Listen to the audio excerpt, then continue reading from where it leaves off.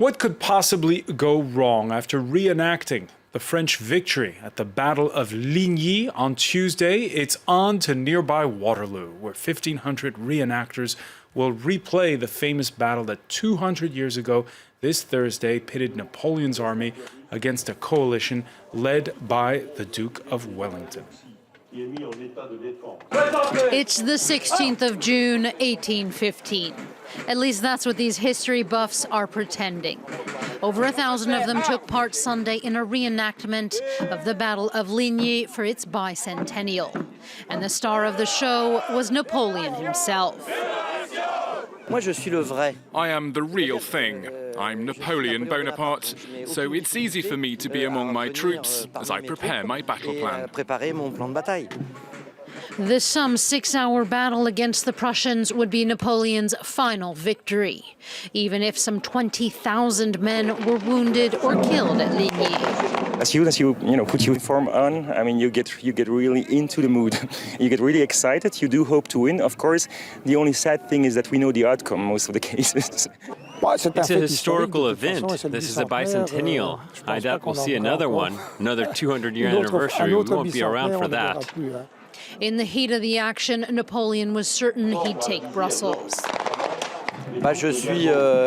I'm very optimistic about the strength and quality of my army. It'll be a walk in the park. We'll win hands down. The other side aren't great. In a few days, I'll be sleeping in Brussels. But things didn't go as planned. 2 days later, the emperor would be defeated by Allied forces, ending his military career and paving the way for a new, peaceful Europe. Well, joining us now to comment on battles past and present from the same man who brought you 1,000 Years of Annoying the French, Stephen Clarke, whose latest book is entitled How the French Won Waterloo, or Think They Did.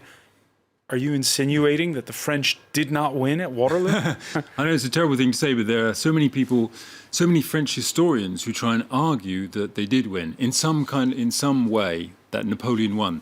Even now, there are loads of French historians and politicians who have a big problem admitting that Napoleon won. So I've tried to gather together lots of quotations from historians that show the kind of things they're saying, which are, for example, even if they admit the defeat, Dominique de Villepin, a former French prime minister, wrote a book in which he said that Waterloo was a defeat that shines with the aura of victory. And he said that France won the moral victory because the French troops were such great tragic heroes that their defeat was a victory. And lots of historians, ever since Napoleon, who started all this, because Napoleon said history is a series of lies that we all agree upon. And since he fell, there's been a whole school of French historians who just are recycling these myths about Waterloo.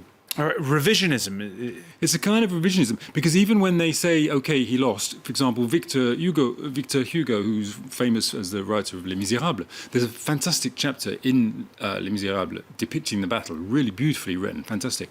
But in that, and in some of his poems, he says that the reason why Napoleon lost was because God decided he was such a great figure in history that he had to be got out of the way, otherwise the 19th century couldn't get started. So God made it rain, which stopped Napoleon manoeuvring his cannons, and that just scuppered his battle plan. Okay, so the French, they point to the fact that Napoleon brought us the legal system we have today, the education system. Today's the first day, by the way, the French baccalaureate, which he instituted in 1808.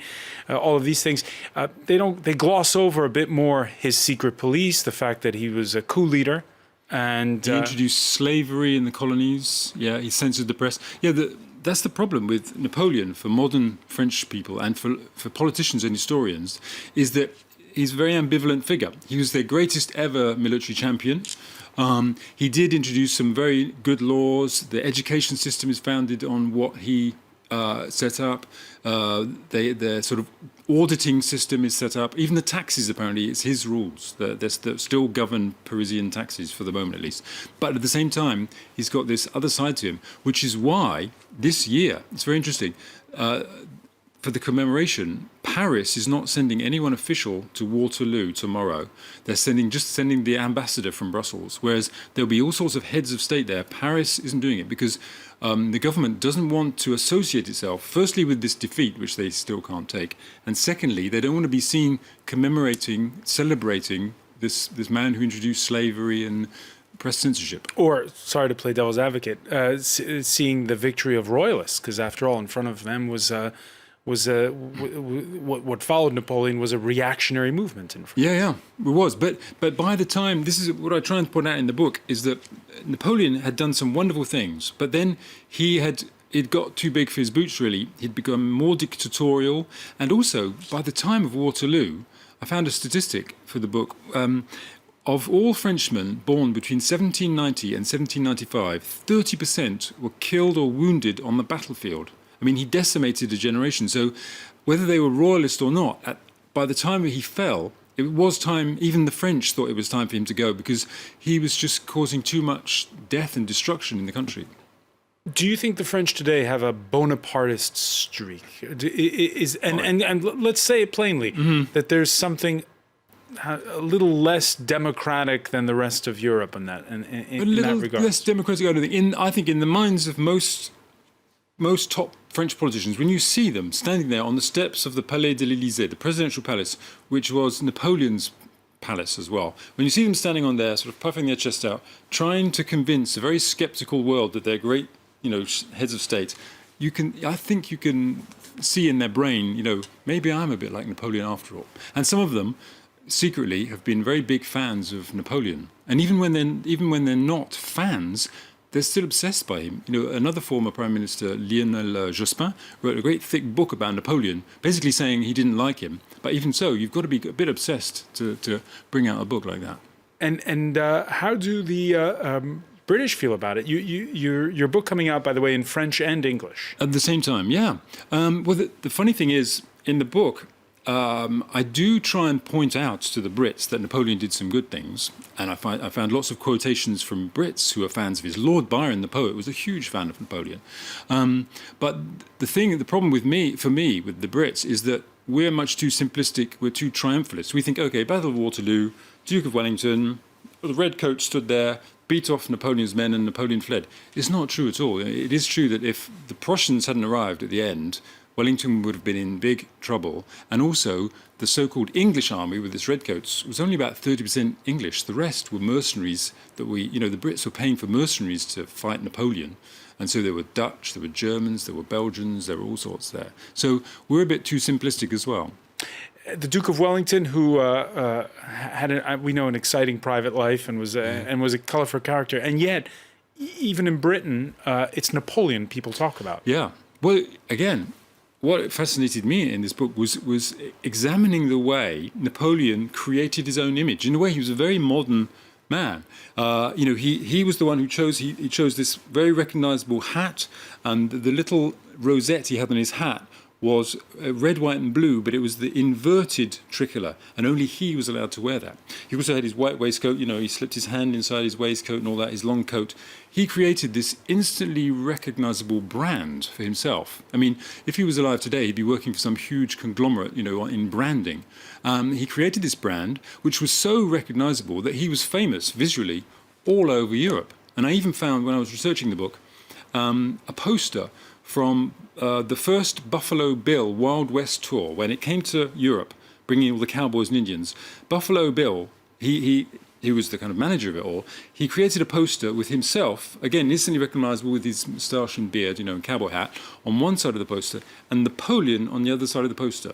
Napoleon was the biggest figure on Buffalo Bill's own posters, next to Buffalo Bill himself. He was a star. So, Napoleon has created this image that's lasted for 200 years. Very clever. All right, so a short man from Corsica leaving a big imprint on all of Europe. One final question. I'm sure you followed the whole coin row last week, where the Belgians, because the French vetoed the idea of a commemorative €2 coin, coming out with a €2.50 coin that would only be legal tender inside of Belgium. What does it say about today's Europe vis-a-vis the one from 200 years ago?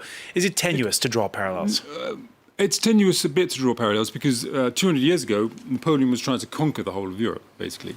So it's a bit different. I don't think the French actually want to conquer all of Europe now. But I think what it does prove is that the Belgians have a really funny sense of humour.